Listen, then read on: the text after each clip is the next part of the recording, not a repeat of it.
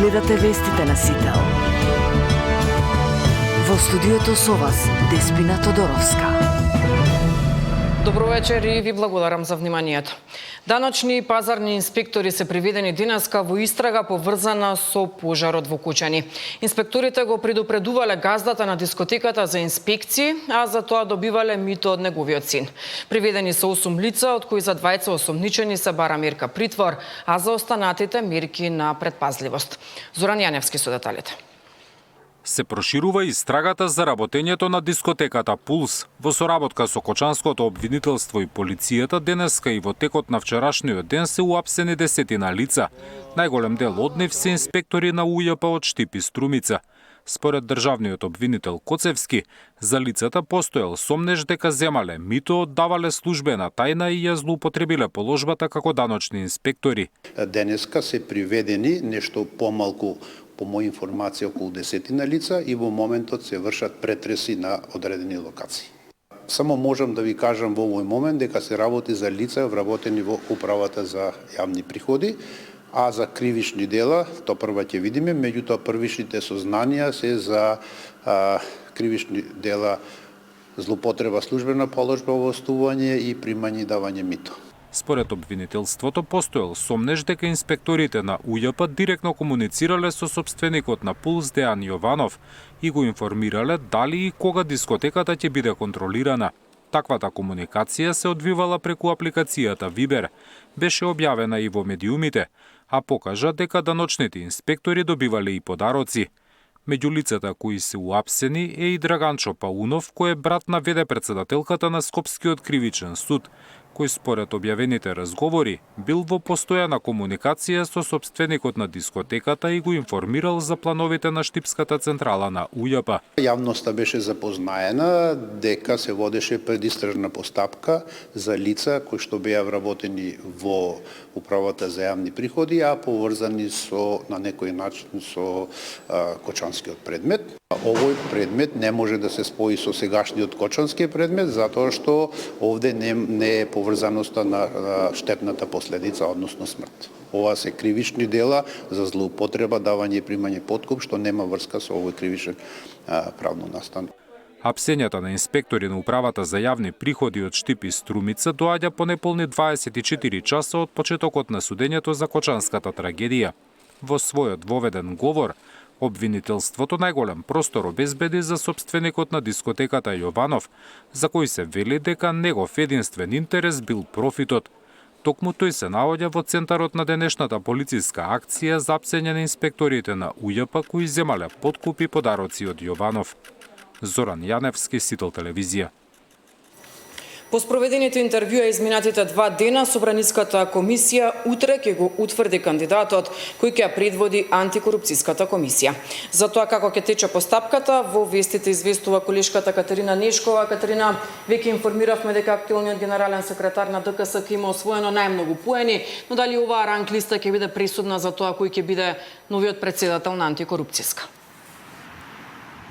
Иако законски не се обврзани да го одберат кандидатот со најголем број на освоени поени, тоа го видовме и во претходните избори за председател на антикорупцијската комисија, овој пат неофицијално според тоа што можев да разговарам со различни пратенички групи и од власта и од опозицијата, ставот е дека сепак Чучул како кандидат со најмногу поени ќе биде и предлогот на комисијата за избори и именувања, што ќе го достави до пленумот за да стане и прв човек на антикорупцијската комисија.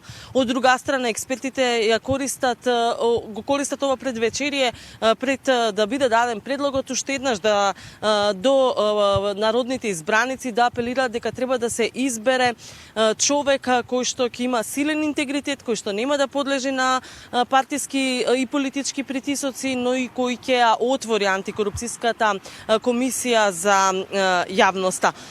Инаку Чучул, ако биде предлог, ќе треба, како што кажав, да биде изгласан за председател на ДКСК и на пленарна седница од страна на мнозинство пратеници. Тој доаѓа од внатре од самата комисија и неговата биографија говори дека ги поминал речиси сите скалила во оваа институција. Деталите во прилогот.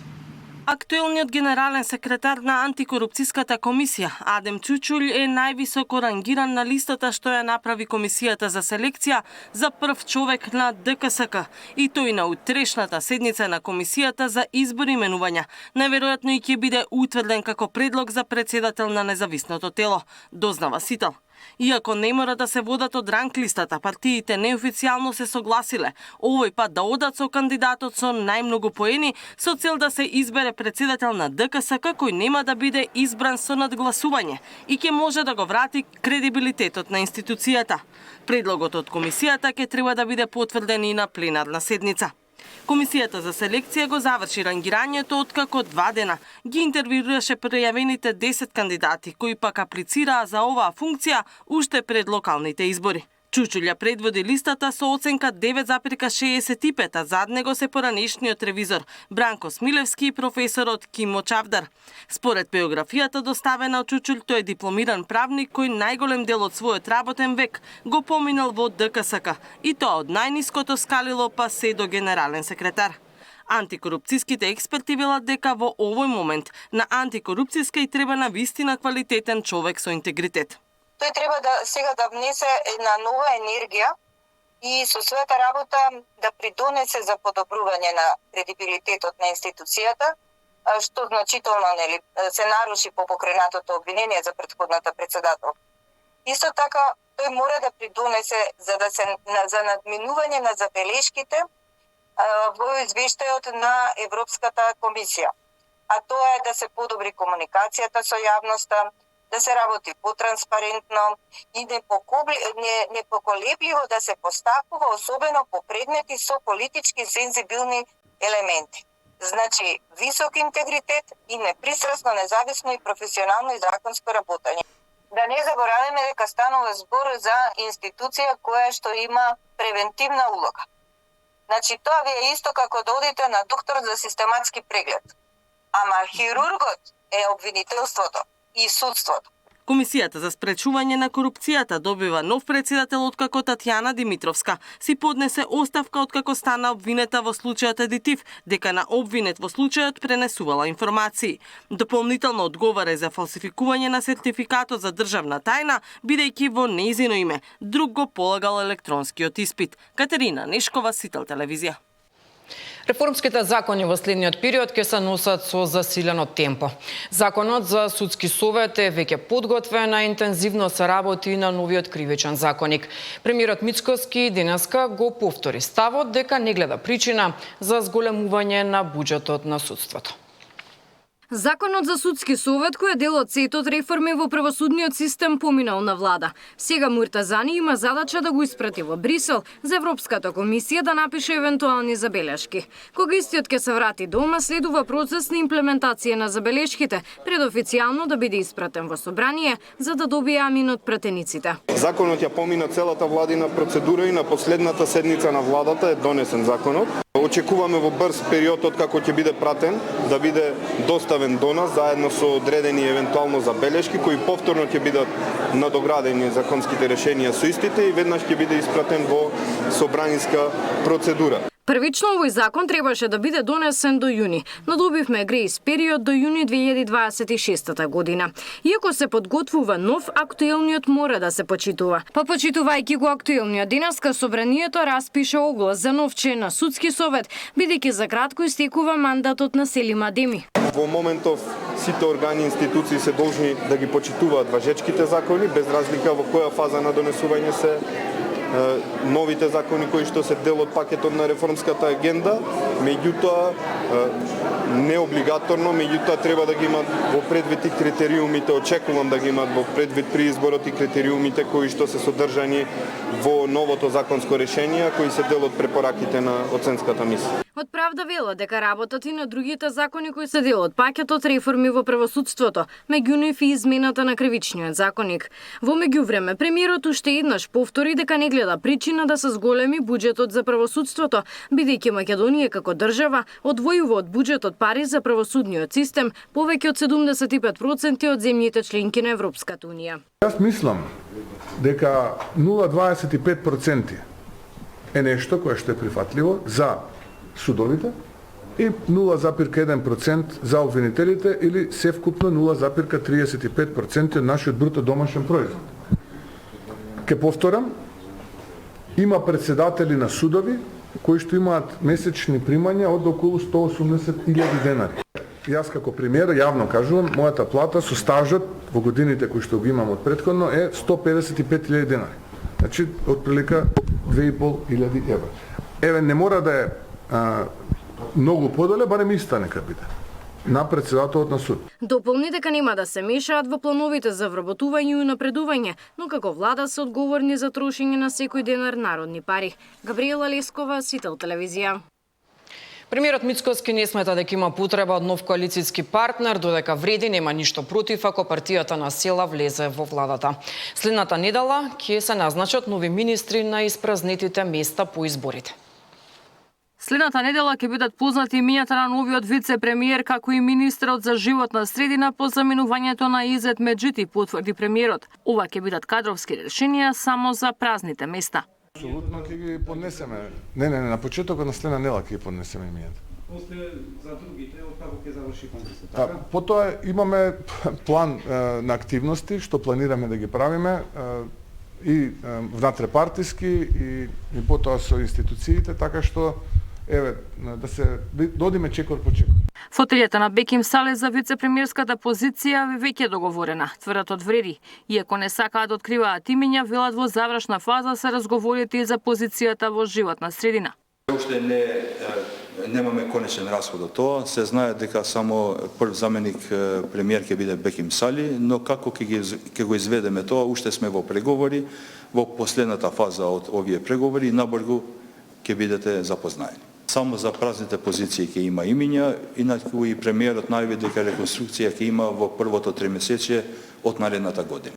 Неофицијално, според информации на Сител од коалицијата Вреди, министерската позиција во животна средина ќе ја пополни поранишниот владен портпарол Мухамед Хоџа, а со реконструкцијата на владата, според истите извори, Армен Фетаји од вице-премиер за добро владење ќе премине во Министерството за евроинтеграција.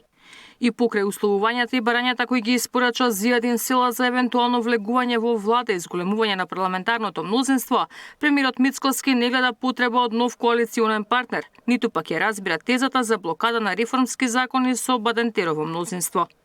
Па мислам дека како влада имаме историски високо мнозинство во парламентот, двотретинско, и во овој момент нема такво размислување.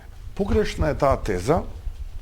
Ако се тие реформски закони, тогаш јас не гледам причина зошто пратениците во парламентот не би поддржале реформски закони.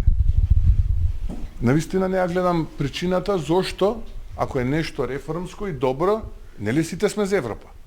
Тогаш треба сите да поддржиме реформски закон кој што го поддржала Европската комисија.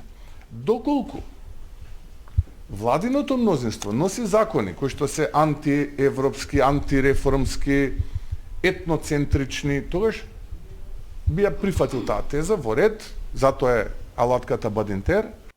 Наспротни Мицкоски, албанскиот владин партнер пак не гледа проблем за нови партнери во влада. Велат течат разговори, но детали не споделуваат. Ивана Соколович Најдова, Сител телевизија. 5 доктори ќе даваат второ мислење дали пациентите имаат потреба од кардиохируршка операција. Новите протоколи се воведуваат и во државното и во приватното здравство, откако беше утврдено дека десетина пациенти биле оперирани заради профит. Еден од начините како се работи во светот, а да имаме второ мислење за секој пациент дали треба да се оперира или не треба да се оперира, се креира таков тип на хард тимови. Вчера имав состанок со советодавното тело, анализирана беше идејата, таа идеја веќе и тој стил на креирање на политики и на методологии функционира во светот. Истиот ќе биде имплементиран кај нас. Ќе креираме нов протокол, ќе треба да се креира за да може та компонента на Hard Team да биде дел од протоколот. Една недела ни треба, најверојатно до наредната недела ќе ги знаеме новите протоколи и ќе може од наредниот понеделник, значи за 2 недели од сега, да функционираат таквите Hard Team-ови. Последното информативно